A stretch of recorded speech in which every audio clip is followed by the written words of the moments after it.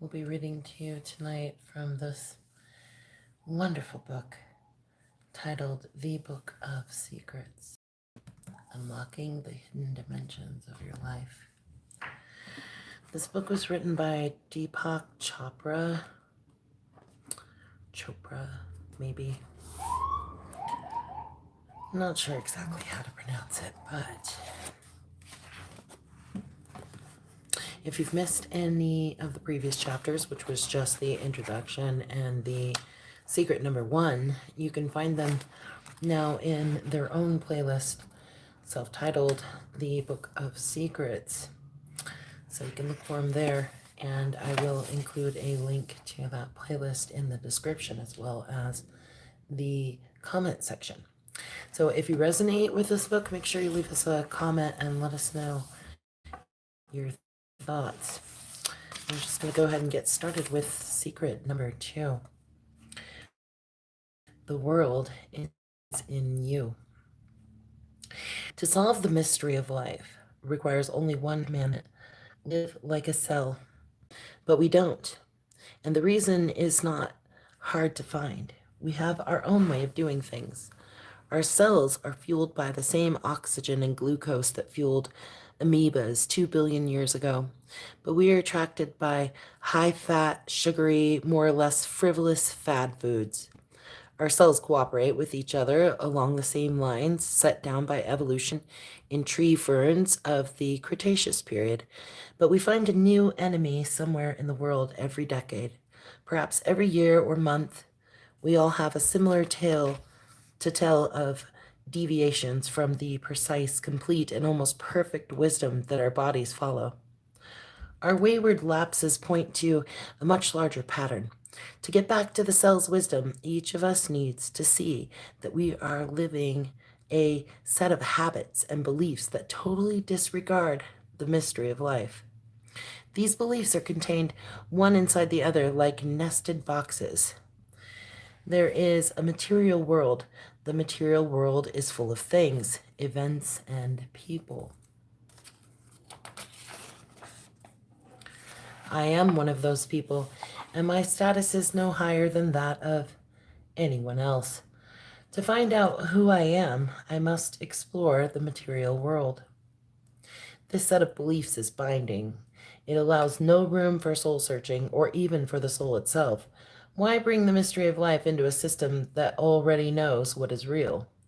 But as convincing as the material world looks, to the great embarrassment of modern science, no one has been able to prove that it is real. Ordinary people don't focus on science, so this glaring problem is not well known. Yet, any neurologist will assure you that the brain offers no proof that the outside world really exists, and many hints that it doesn't. All the brain does, in fact, is to receive continuous signals about the body's state of chemical balance, temperature, and oxygen consumption, along with a crackling stream of nerve impulses. This mass of raw data starts out as chemical bursts with attached electrical charges. These blips run up and down a tangled web of spidery nerve cells, and once a signal reaches the brain like a runner from the edge of the empire bringing a message to Rome, the cortex assembles the raw data into even more complex arrangements of electrical and chemical blips. The cortex doesn't inform us about this never-ending data processing, which is all that is happening inside gray matter. Instead, the cortex tells us about the world. It allows us to perceive sights, sounds, tastes, smells, and textures, the whole array of creation. The brain has pulled an enormous trick on us, a remarkable sleight of hand, because there is no direct connection between the body's raw data and our subjective sense of an outside world. For all anyone knows, the entire outside world could be a dream. When I'm in bed having a dream, I see a world of events just as vivid as the waking world. For most of us, the other 4 senses are scattered unevenly throughout our dreams, but some dreamers can touch, taste, hear, and smell as accurately as they can while awake. But when I open my eyes in the morning, I know that these vivid events were all produced inside my head.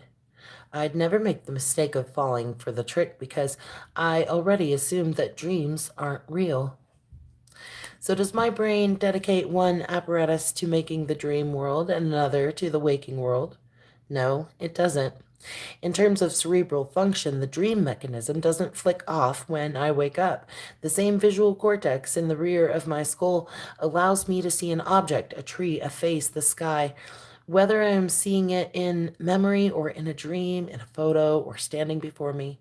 The locations of brain cell activity shift slightly from one to the other, which is why I can distinguish among a dream, a photo, and the real thing. Yet the same fundamental process is constantly taking place. I am manufacturing a tree, a face, or the sky from what is actually a random tangle of spidery nerves shooting bursts of chemical and electrical charges in my brain and all around my body. No matter how hard I try, I will never find a single pattern of chemicals and charges in the shape of a tree, a face, or any other shape. There is just a firestorm of electrochemical activity. The embarrassing problem that there is no way to prove the existence of an outside world undermines the entire basis of materialism. Thus, we arrive at the second spiritual secret. You are not in the world is in you. The only reason that rocks are solid is that the brain registers a flurry of as electrical signals as sight. There is no sunlight in my brain, whose interior remains as dark as a limestone cavern, no matter how bright it is outside. Having said that the whole world is created in me, I immediately realized that you could say the same thing. Are you in my dream, or I in yours? Or are we all trapped in some bizarre combination of each other's personal version of events? To me, this isn't a problem, but the very heart of spirituality. Everyone is a creator. The mystery of how all these individual viewpoints somehow mesh so that your world and mine can harmonize is the very thing that makes people seek spiritual answers. For there is no doubt that reality is full of conflict, but also full of harmony. It is very liberating to realize that as creators, we generate every aspect, good or bad, of our experience. In this way, each of us is the center of creation. People used to find these ideas very natural. Centuries ago, the doctrine of one reality occupied center stage in spiritual life. Religions and people and traditions varied wildly, but there was a universal agreement that the world is a seamless creation imbued with one intelligence, one creative design. Monotheism called the one reality God. India called it Brahman. China called it the Tao. By any name, every person existed within the infinite intelligence, and whatever we did on our own was part of creation's grand design. A person didn't have to become a spiritual seeker to find the one reality. Everybody's life already fit into it. The Creator permeated each particle of creation equally, and the same divine spark animated life in all its forms. Today we call this view mystical because it deals in invisible things. But if our ancestors had access to microscopes, wouldn't they have seen concrete proof of their mysticism in the way cells behave? To believe in an all embracing reality places everyone at the center of existence. The mystical symbol for this was a circle with a dot in the center, signifying that each individual, the dot, was secretly infinite, the circle. This is like the tiny cell whose central dot of DNA connects it to billions of years of evolution. But is the concept of one reality mystical? Mystical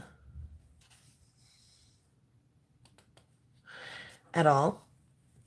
Outside my window in winter, I can usually spy at least one chrysalis dangling from a branch.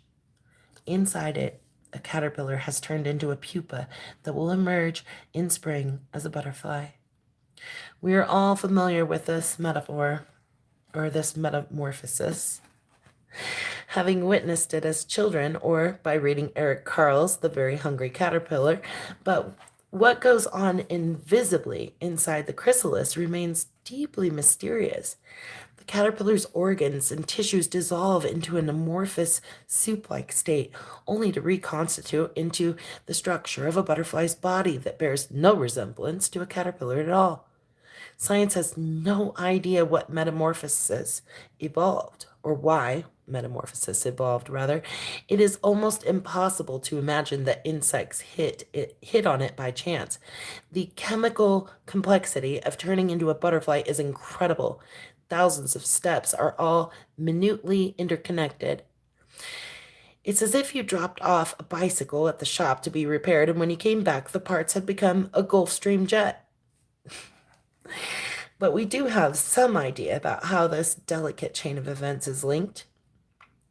Two hormones, one called juvenile hormone, the other ecdysone, regulate this process, which looks to the naked eye like a caterpillar dissolving into soup. These two hormones make sure that the cells moving from larva to butterfly know where they are going and how they are to change. Some cells are told to die, others digest themselves, while still others turn into eyes, antennae, and wings. This implies a fragile and miraculous rhythm that must remain in precise balance between creation and destruction.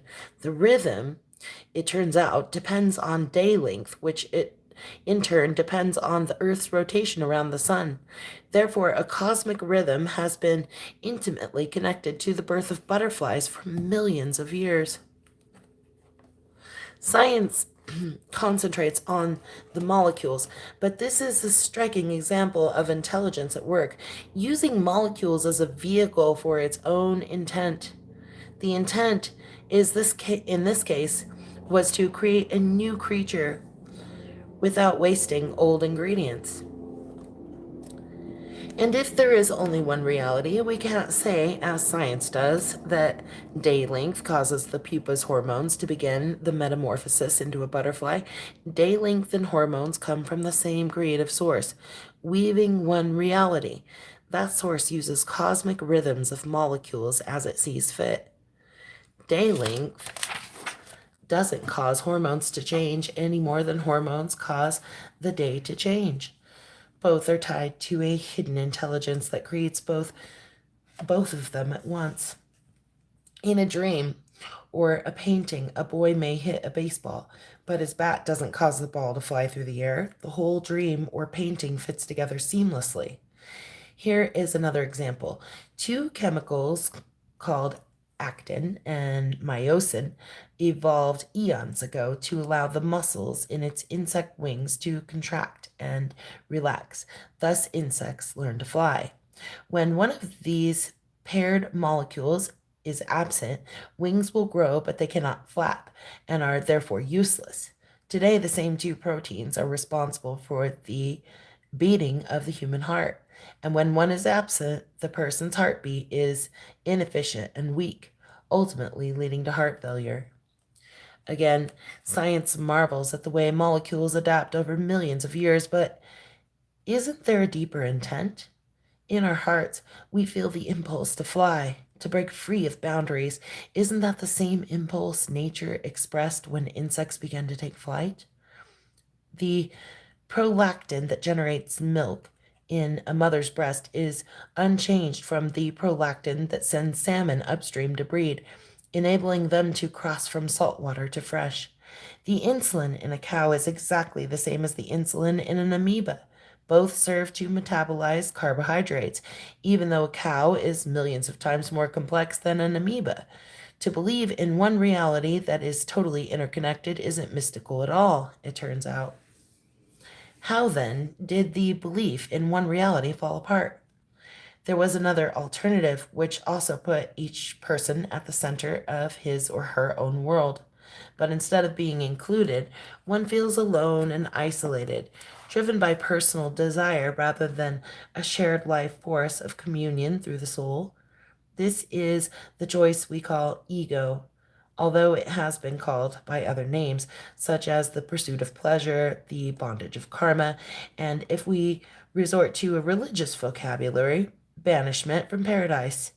So thoroughly does it permeate our culture, following your ego doesn't feel like a choice anymore. We've all been carefully trained since childhood in the ways of I, me, and mine. Competition reaches us that we have to fight for what we want. Competition teaches us, rather, that we have to fight for what we want.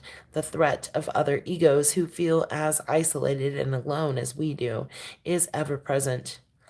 Our desires could be thwarted if someone else gets there first. I don't have an ego banishing agenda in mind here. Ego bashing looks for a villain whose actions keep people from finding happiness, which is the underlying reason why people suffer. But they never find their true self, God or the soul. The ego, we are told, blinds us with its constant demands, its greed, selfishness, and insecurity. That is a common theme, but a mistaken one, because throwing the ego into the dark, making it an enemy, only creates more division and fragmentation. If there is one reality, it must be all inclusive. The ego can't be thrown out any more than desire can be thrown out. The choice to live in separation, a choice no cell ever makes unless it becomes cancerous, gave rise to a certain strain of mythology. Every culture tells the story of a golden age buried in the dim past. The story of lost perfection debases human beings instead of exalting them. People told themselves that human nature must be innately flawed, that everyone wore the scars of sin, that God disapproved of his once innocent children. A myth has the power to take a choice and make it seem like a destiny. Separation took on a life of its own, but did the possibility of one reality ever really go away? To embrace one reality again, we must accept that the world is in us. This is a spiritual secret based on the nature of the brain, which spends every second manufacturing the world. When your best friend calls you on the phone from Tibet, you take for granted that he is far away, yet the sound of his voice occurs as a sensation in your brain. If your friend shows up on your doorstep, his voice hasn't gotten any closer. It is still a sensation in the same part of your brain, and it will remain there after your friend leaves and his voice lingers inside you. When you look at a distant star, it too seems far away, yet it exists as a sensation in another part of your brain. So the star is in you. The same is true when you taste an orange or touch a velvet cloth or listen to Mozart. Every possible experience is being manufactured inside yourself. At this moment, ego based life is thoroughly convincing, which is why no amount of pain and suffering drives people to abandon it. Pain hurts, but it doesn't show a way out. The debate on how to end war, for example, has proved totally futile. Because the instant I see myself as an isolated individual, I confront them, the countless other individuals who want what I want. Violence is into the opposition of us versus them. They never go away and they never give up. They will always fight to protect their stake in the world. As long as you and I have a separate stake in the world, the cycle of violence will remain permanent. The dire results can be seen in the body too. In a healthy body, every cell recognizes itself in every other cell. When the perception goes awry and certain cells become the other, the body goes on an attack against itself. This state is known as an autoimmune disorder, or which rheumatoid arthritis and lupus are devastating examples. The violence of self against self is based entirely on mistaken concept. And although medicine can bring some relief to the war-torn body, no cure can be achieved without correcting the mistaken concept first. Getting serious about bringing violence to an end means giving up a personal stake in the world once and for all. That alone will pluck violence out by the roots. This may sound like a shocking conclusion. One's immediate reaction is to say, but I am my personal stake in the world. Fortunately, such isn't the case. The world is in you, not the other way around. That is what Christ meant when he taught that one should attain the kingdom of God first and worry about worldly things later, if at all. God owns everything by virtue of having created everything. If you and I are creating every perception that we take for reality, then we are allowed to own our creation as well. Perception is the world. The world is perception. In that key idea, the drama of us versus them collapses. We are all included in the only project that makes any difference, reality making. To defend an outside thing, money, property, possessions, or status, makes sense only if those things are essential. But the material world is an after effect. Nothing in it is essential. The only personal stake worth having is the ability to create freely, with full awareness of how reality making works. I feel sympathetic to those who have examined the ego and found it so repugnant that they want to be without ego. But in the end, attacking the ego is just a subtle disguise for attacking yourself. Destroying the ego would serve no purpose even if it could be achieved. It is vital to keep our entire creative machinery intact. When you strip away its ugly, insecure, violent dreams, the ego is no longer ugly, insecure, and violent. It takes its natural place as part of the mystery. The one reality has already revealed a deep secret. Being a creator is more important than the whole world. It's worth pausing for a moment to take that in. In fact, it is the world. Of all the liberating ideas that could change a person's life, this one is perhaps the most freeing. Yet, to truly live it, to be a true creator, a great deal of conditioning needs to be broken down. No one remembers being told to believe in the material world, yet somehow we've learned to accept ourselves as limited beings. The outside world must be far more powerful. It dictates the storyline, not you. The world comes first. You come a distant second. The outside world will never produce any spiritual answers until you take on a new role as the manufacturer of reality. That feels strange at first, yet we can already see how a new set of beliefs is falling into place. Everything I am experiencing reflects myself. Therefore, I don't have to try and escape. There is nowhere to escape to. And as long as I am myself, as the creator of my reality, I wouldn't want to escape even if I could. My life is part of every other life. My connection to all living things makes it impossible that I have enemies. I feel no need to oppose, resist, conquer, or destroy. I have no need to control anyone or anything. I can affect change by transforming the only thing that I ever had control of in the first place, which is myself. Changing your reality to accommodate the second secret. To truly possess the second secret, begin to see yourself as a co-creator in everything that happens to you. One simple exercise is to sit wherever you are and look around. As your gaze falls on a chair, a picture, the color of the wall in your room, say to yourself, this stands for me. This too stands for me. Let your awareness take in everything and now ask yourself, do I see order or disorder? Do I see my uniqueness? Do I see how I really feel? Do I see what I really want? Some things in your environment will speak instantly to these questions while others won't. A bright, cheerfully painted apartment open to the light stands for a very different state of mind than a dark basement efficiency. Yet, a cluttery desk piled high with papers could stand for quite a few things: inner disorder, fear of meeting one's obligations, accepting too much responsibility, ignoring mundane details, and so on. The inconsistency is valid because we each express and at the same time hide who we are. Some of the time you express who you are, while at other times you detach from your real feelings, deny them, or find outlets that feel socially acceptable.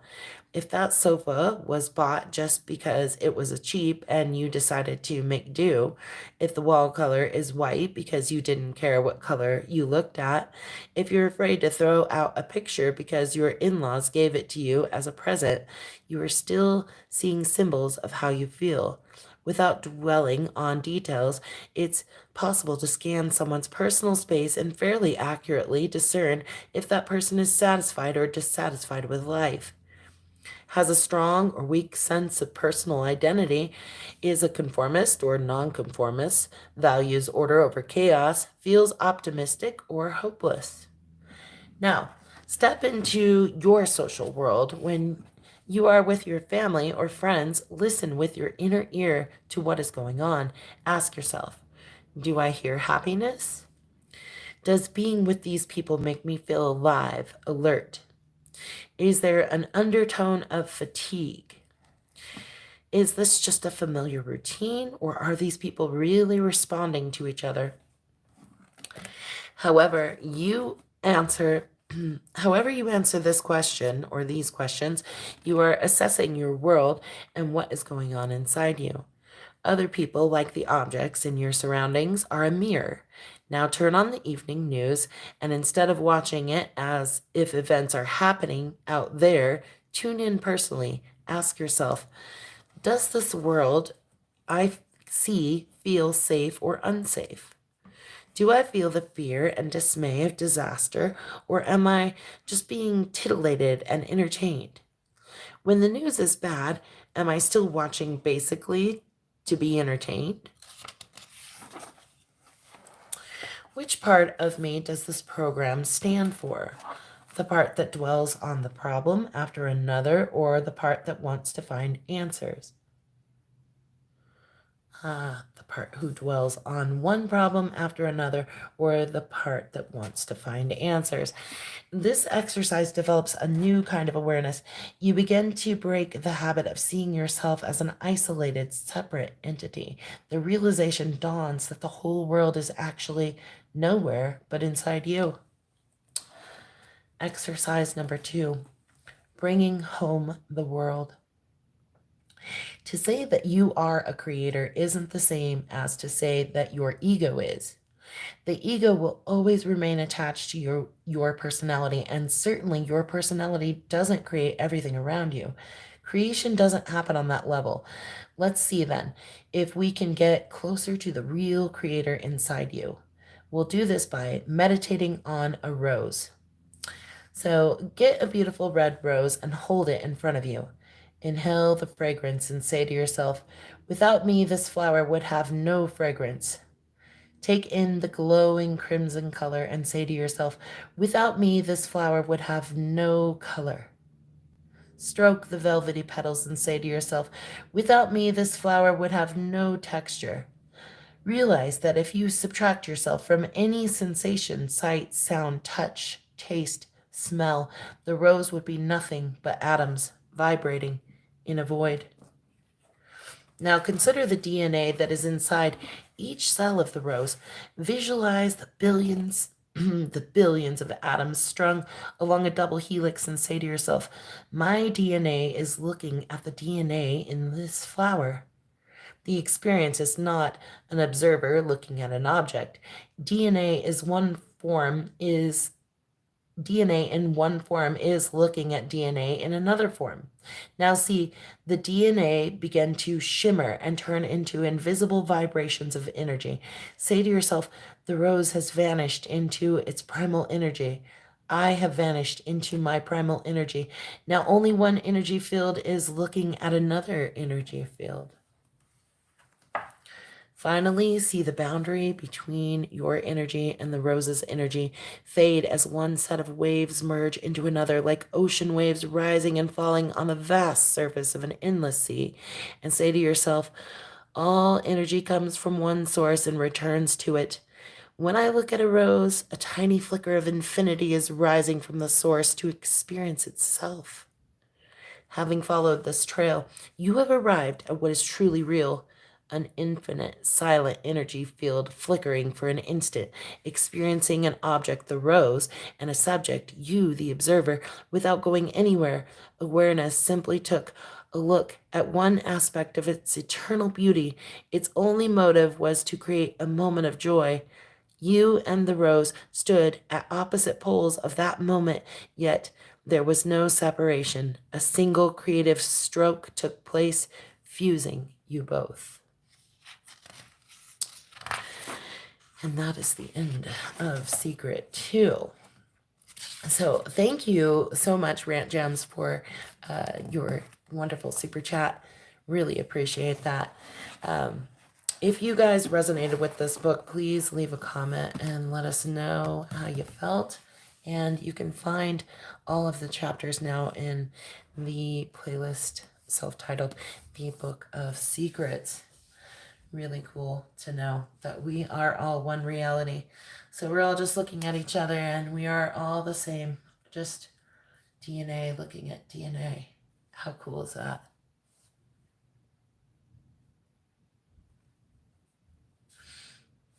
Thanks so much, you guys. Have a wonderful week ahead. Good night.